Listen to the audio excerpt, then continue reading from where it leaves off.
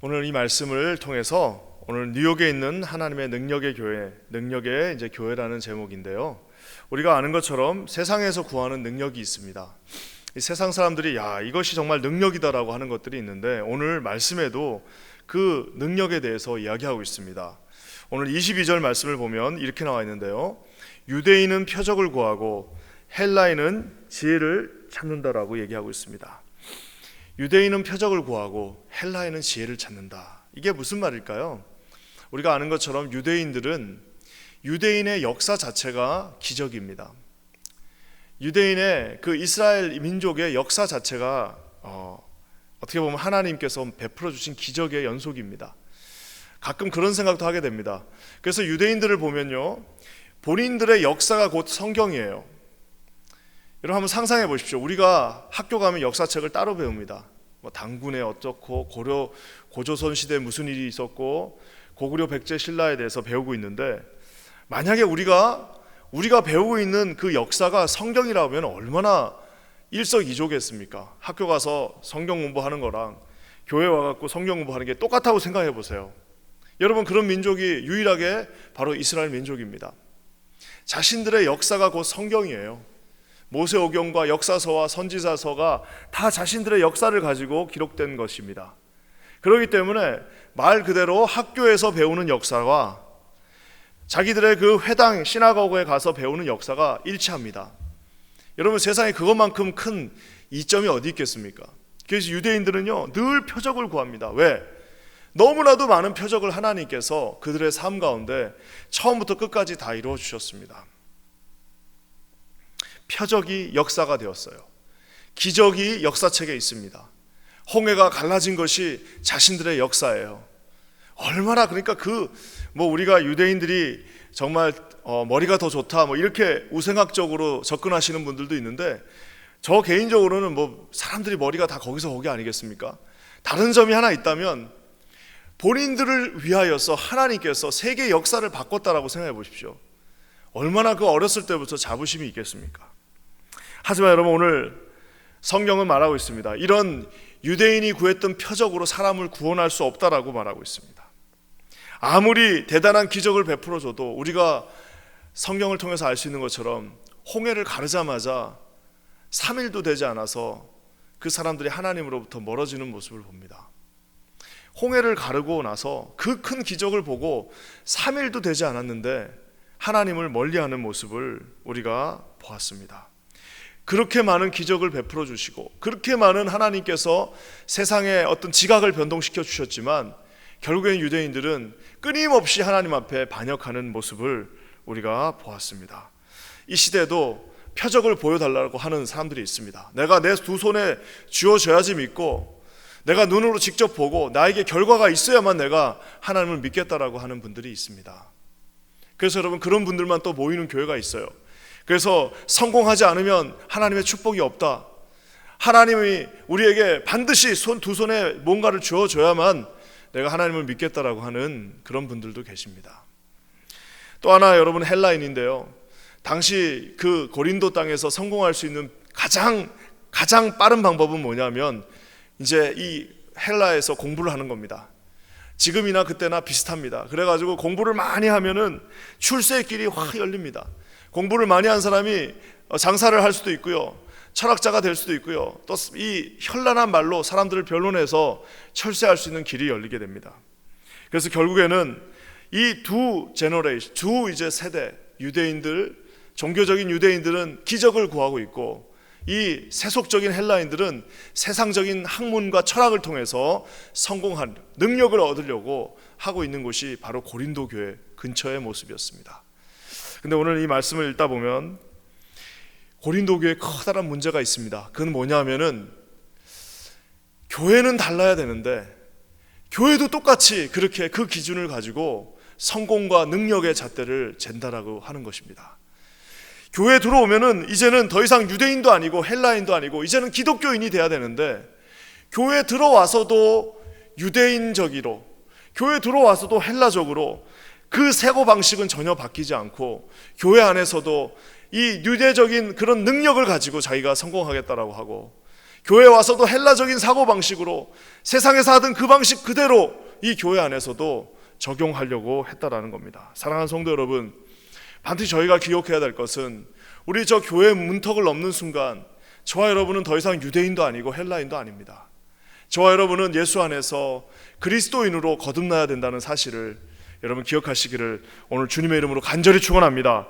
그러면서 주님께서 바울의 입술을 통해서 정확하게 유대적도 아니요 헬라적도 아니요 정확하게 하나님의 능력이 무엇인지에 대해서 오늘 말씀해 주고 계십니다. 여러분 23절 말씀 한번 볼까요? 23절입니다. 이렇게 나와 있습니다. 다 같이 읽겠습니다. 시작.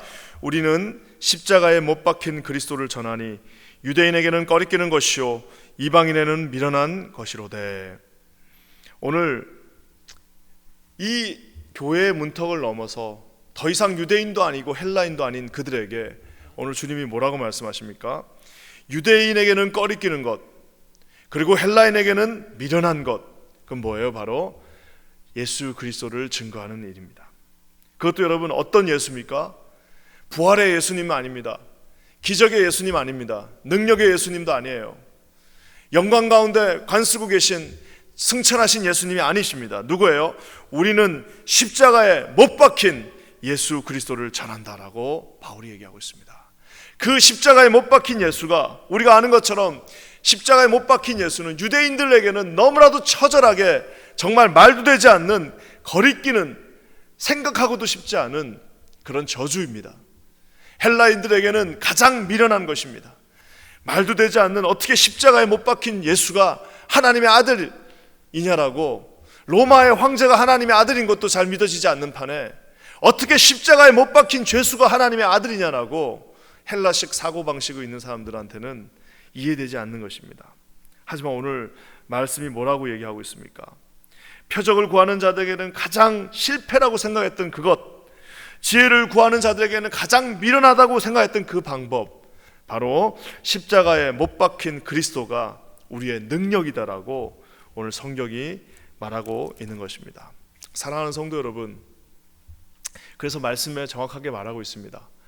이런 예수 그리스도가 주신 하나님의 능력 외에는 사람을 구원할 수 있는 방법이 없다라고 얘기하고 있습니다. 오늘 말씀을 보시면 그래서 우리가 아는 것처럼 말씀 우리 21절을 한번 보십시오. 뭐라고 나와 있습니까? 하나님의 지혜에 있어서는 이 세상이 자기 지혜로 하나님을 알지 못하므로 하나님께서 전도에 미련한 것으로 믿는 자들을 구원하시기를 기뻐하셨도다. 여러분 세상에 있는 지혜로 하나님을 알 수 없다라고 얘기하고 있습니다. 세상에 있는 자기 지혜로 하나님을 알 수 없기 때문에 전도에 가장 미련한 것, 여러분 예수 믿으세요. 그 예수님이 누구십니까? 십자가에 못 박히신 분이 계신데 그분이 저와 여러분을 구원합니다라고 하는 가장 미련한 방법으로 오늘 주님께서 우리에게 구원을 베풀어 주셨다라고 성경이 말하고 있습니다. 저와 여러분이 예수님을 어떻게 믿었습니까? 여기서 예수님 무슨 학위 따고 공부해갖고 예수님 믿은 사람 계신가요? 없습니다. 그저 말도 되지 않는 그 이야기, 우리 옆집에 사는 어떤 아주머니가 와가지고 아이고 세대 교회 한번 갑시다, 그 얘기를 들었는데 그 말도 되지 않는 이야기가 계속 마음의 한구석에 있고, 아이고 우리 교회 가서 예수님 믿고 천국 갑시다라고 하는 어떤 할머니가 하신 그 말씀 한마디가 그냥 계속 마음속에 있어서 나도 모르게 어느 날 눈을 떴더니 이 예배당에서 예배드리고 있는 자신의 모습을 발견하신 분들이 한두 명이 아니실 겁니다. 이 뉴욕까지 미국까지 이민 오신 많은 얼마나 똑똑하고 얼마나 자기 능력으로 살아오신 모든 분들이 주님 앞에 순종하고 여기까지 올 수 있었던 것은 어떤 세상이 주는 표적도 아니요 자신들의 그 똑똑하게 배운 그 학문도 아닌 예수 그리스도의 미련한 그 방법이 저와 여러분을 구원했다라는 사실을 사랑하는 성도님들 믿으시기를 주님의 이름으로 간절히 축원합니다. 그러면서 말씀이 또 한 번 우리에게 말하고 있습니다. 24절 말씀입니다. 오직 부르심을 받은 자들에게는 유대인이나 헬라인이나 그리스도는 하나님의 능력이요 하나님의 지혜다. 여기 보면 뭐라고 나와 있냐면요, 유대인 헬라인 상관없다라고 얘기합니다. 유대인 헬라인 상관없이요, 누가요? 부르심을 받은 자들에게는 유대인이나 헬라인이나 상관없이 그리스도가 하나님의 능력이 된다라고 이야기하고 있습니다. 참 신기한 거는 이 전도라는 것은 정말 인간이 하는 것이 아닌 것 같습니다. 아무리 강팍한 사람도 하나님이 선택한 사람은 반드시 돌아오게 돼 있습니다. 근데 참 착한 사람도, 그렇게 좋은 사람도, 그렇게 예수님을 믿으라고 해도 끝까지 안 믿는 사람들이 있습니다. 나중에 정말 하나님 앞에 가기 직전에도 정말 예수님 믿는다는 말 한마디만 해달라고 그러는데도 끝까지 안 하고 가시는 분들도 있고, 정말 강팍하고 정말 바늘 하나 들어갈 것 같지 않은 사람도 예수님을 믿는 사람이 있는데, 오늘 이 말씀을 보시면 알 수 있습니다. 그 이유가 뭐냐면 오직 부르심을 받은 자들에게, 하나님께서 불러주신 자들에게는요, 그 그리스도가 하나님의 능력이 된다라고 말하고 있기 때문입니다. 그래서 사랑하는 성도 여러분, 우리에게 가장 필요한 것은 하나님의 부르심이 우리에게 있느냐 없느냐의 문제라는 사실입니다. 사단은 끊임없이 우리에게 속삭입니다. 부르심이 중요한 게 아니라 이 유대인의 표적이 중요하다, 결과가 중요하다, 부르심이 중요한 것이 아니라 너도 나가서 헬라식으로 능력을 따고 공부를 하고 그것을 얻으라라고 얘기하고 있습니다. 하지만 우리에게 가장 중요한 사실은 하나님이 나를 과연 부르셨느냐 부르시지 않으셨냐의 문제라는 사실입니다. 많은 사람들이 그 부르심이 흔들리는 분들이 있습니다. 제가 오늘 여러분에게 말씀드리겠습니다. 이 새벽에 일어나서 오늘 이 말씀을 듣고 있는 모든 분들은 하나님이 불러주셨기 때문에 여러분이 오늘 이 새벽에 눈을 떴다라는 사실을 기억하시기를 주님의 이름으로 간절히 축원합니다. 내가 오늘 이 예배당에 앉아있는 이유는 하나님께서 나를 주의 종으로 불러주셨기 때문에 여러분, 저와 여러분이 이 자리에 앉아있다는 사실을 반드시 기억하시기를 주님의 이름으로 간절히 축원합니다. 여러분, 하나님이 부르시지 않는 사람은 아무리 본인이 믿고 싶어도 믿어지지 않는다는 사실입니다.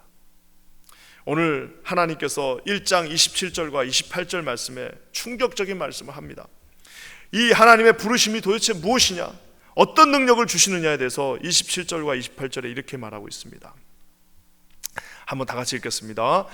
그러나 하나님께서 세상에 미련한 것들을 택하사 지혜 있는 자들을 부끄럽게 하려 하시고, 세상에 약한 것들을 택하사 강한 것들을 부끄럽게 하려 하시며, 하나님께서 세상에 천한 것들과 멸시받는 것들과 없는 것들을 택하사 있는 것들을 폐하려 하시나니. 여러분, 그래서 결국 가장 중요한 것은 여기 나와 있는 말씀처럼 하나님이 택하셨는 부름받은 자들의 사명이라는 겁니다. 세상에 미련한 것들, 세상에 약한 것들, 세상에 천한 것들, 세상에 멸시받는 모든 약한 것들을 우리 주님께서 택하사 강하고 세고 세상이 만든 표적과 그 모든 철학들을 깨어 부순다라고 오늘 말씀하고 계십니다. 사랑하는 성도 여러분, 오늘 저와 여러분들이 이 자리에 약한 모습으로 서 계십니다. 우리가 이 자리에 부족한 모습으로 서 있습니다. 세상이 온통 난리가 나고 세상의 모든 힘들이 이곳에 집결하고 있는 이 상황 속에서 우리가 할 수 있는 일이 많이 없다라고 생각되실 수도 있습니다. 사랑하는 성도 여러분, 그렇지 않습니다. 저희와 여러분들, 하나님께서 불러주신 저와 여러분들이 택함 받은 그 자리에서 기도하며 하나님 앞에 나아갈 때 하나님이 저와 여러분들을 사용하셔서 이 세상을 여전히 변화시키신다라고 약속해 주고 계십니다. 기도하기는 저와 여러분이 하나님 앞에 이 말씀이 온전히 우리의 말씀이 되시기를 주님의 이름으로 간절히 축원합니다. 그래서 보면은 참 교회도 보면은 똑똑하고 그런 사람들 통해서 하나님이 일하시는 것 같아도 하나님께서는 기도하시고 그저 하나님 앞에 순종하는 자들 통해서 역사하신다는 사실을 여러분 기억하시기를 주님의 이름으로 간절히 축원합니다. 그 계산하고 그 하나님 앞에서 자랑하고 이런 사람들 주님께서 사용하지 않습니다. 하나님 앞에 순종하며 그저 하나님 앞에 주님의 부르심을 묵묵히 기억하면서 나가고 기도하는 자들을 통하여서 그 무릎을 통하여서 하나님이 역사하신다는 사실을 반드시 기억하시기를 주님의 이름으로 간절히 축원합니다. 오늘 말씀을 맺으면서 가끔 어제 말씀을 준비하면서 그 생각을 하게 됐습니다. 어제 통금이 있어가지고 어쩔 수 없이 교회에서 이제 이렇게 밤에 있는데 뭔 소리가 그렇게 사이렌 소리도 들리는 것 같고 그렇게 소리들이 많은지요. 그래서 이 말씀을 이제 어제 묵상하는데 참 재밌는 생각이 하나 들었습니다. 오늘 바울이 말하고 있습니다. 유대인들은 표적을 구하고 헬라인은 지혜를 구하나 나는 십자가에 못 박힌 미련한 예수 그리스도를 구한다라고 바울이 자기 입으로 말하고 있는데 가만히 사실 생각해 보니까 이 바울한테 우리가 좀 속은 것 같아요. 왜?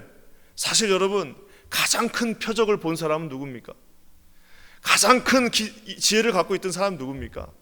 사실 여러분, 가장 큰 지혜와 표적을 갖고 있던 사람은 바울 자신이었습니다.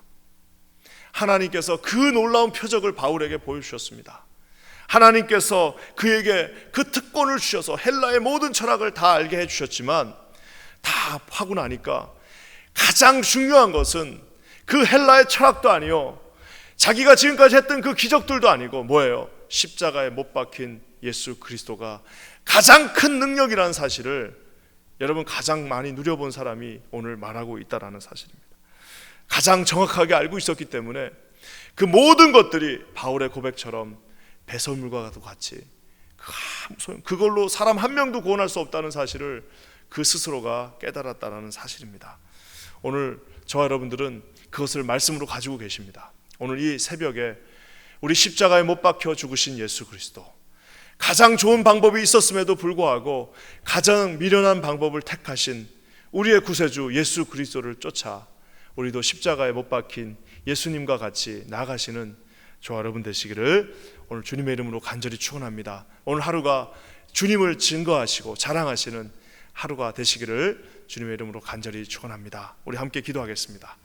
하나님 감사합니다. 오늘도 얘기한 말씀처럼 아버지 하나님, 유대인들은 표적을 구하고 헬라인들은 지혜를 구하나 우리는 십자가에 못 박히신 예수 그리스도를 아버지 하나님이여 자랑하는 우리 모두가 되게 하여 주시옵소서.